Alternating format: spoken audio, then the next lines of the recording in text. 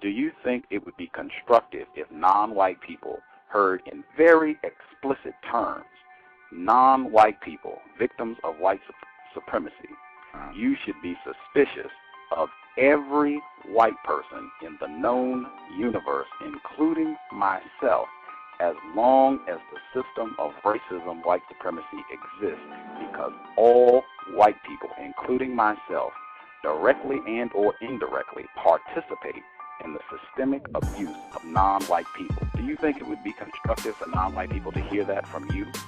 Sure. I think it would be constructive to hear that, and then to have a conversation about what it means to then try to hold me or anyone else accountable for the claims that we make.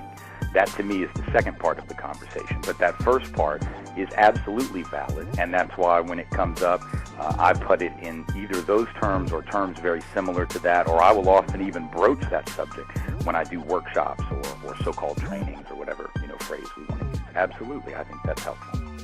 Okay. Again, this is Mr. Tim Wise, author, lecturer, white person, latest to do anti-racist work, Gusty Renegade on the context of white supremacy.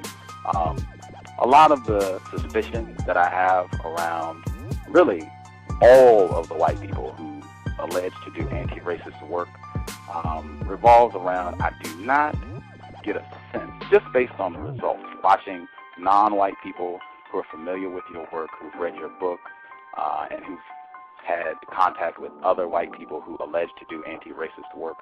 The result that I see is that they do not have suspicion of yourself or Dr. Peggy McIntosh and other white people, Dr. Robert Jensen, other white people who do this work.